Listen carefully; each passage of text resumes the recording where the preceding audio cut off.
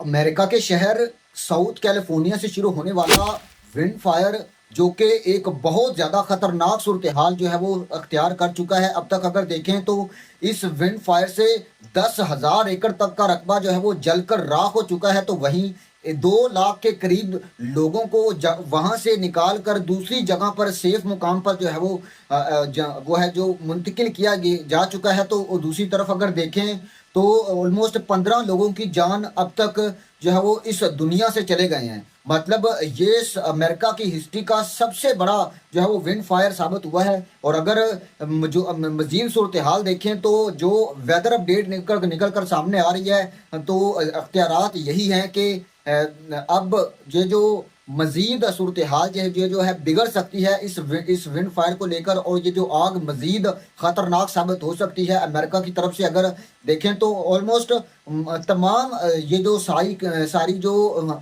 जंगलात थे कैलिफोर्निया के अंदर पहले भी इनके ऊपर जो है वो इस तरीके के जो है वो छोटे मोटे जो है वो विंड फायर होते रहते हैं। लेकिन इस दफा जो विंड फायर हुआ है, आई थिंक ये तो मेरे ख्याल से अमेरिका की हिस्ट्री का सबसे खतरनाक विंड फायर साबित हुआ है। और आई थिंक अगर आप पिक्चर्स देखें तो नज़र आता है कि किस तरीके से अपनी लपेट में लिया हुआ है। अगर आप वीडियोस भी देखें, अगर आप पिक्चर्स देखें तो एक खौफनाक सूरत हाल नज़र आती है कैलिफोर्निया के अंदर। और साउथ कैलिफोर्निया से शुरू होने वाला अब आई थिंक एक 10,000 एकड़ तक का रकबा जो है वो इसको अपनी लपेट में ले चुकी है ये आग, और बहुत ज़्यादा खतरनाक साबित हो चुकी है। और अगर आप बीबीसी की तरफ से जो रिपोर्ट सामने की गई है कि क्या रीज़न बनी है इस विंड फायर की, तो खबरें निकल कर ये सामने आ रही हैं कि ये हो सकता है कि किसी आदमी की, किसी इंसान की तरफ से जो है ये जानबूझकर आग लगाई गई हो। और ऑलमोस्ट आपको पता है कि वेदर के चेंज होने से भी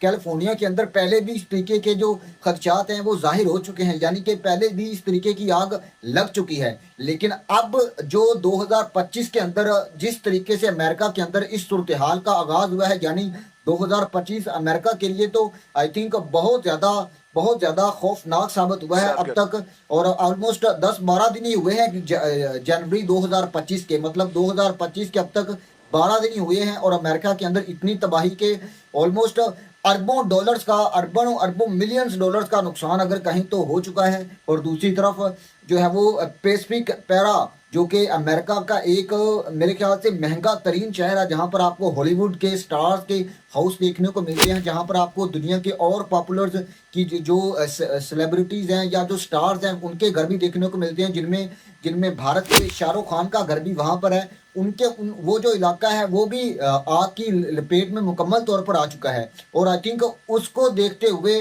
जो क्या सराहियाँ लगाई जा रही हैं, 200 मिलियन डॉलर्स का नुकसान अब तक अकेले उस शहर को हुआ है। और आप इस चीज़ से अंदाज़ा लगा सकते हैं, अगर आपने समझना है कि आग किन किन इलाकों में लगी है, तो मैप आपके सामने है। ये कैलिफोर्निया का बेसिकली मैप है, आपको नज़र आ रहा है कि किस तरीके से आग ने अपनी लपेट में लिया हुआ है पूरे कैलिफोर्निया को। और आई थिंक अगर अगर इस आग के ऊपर काबू तो पाना मेरे ख्याल से ये एक एक आई थिंक एक्सपेक्टेशंस नहीं है कि आप इस आग के ऊपर काबू पा सकते हैं। और दूसरी तरफ जो वेदर अपडेट निकल कर सामने आ रही हैं, तो मजीद यही निकल कर सामने आ रही हैं कि वेदर और ज़्यादा चेंज हो सकता है, हवाएं और ज़्यादा जो है वो चल सकती हैं। और अगर हवाएं मजीद चली तो फिर आई थिंक अमेरिका के अंदर ये हिस्ट्री की सबसे खौफनाक दिन होंगे हिस्ट्री के, और अमेरिका इन दिनों को कभी नहीं भूलेगा।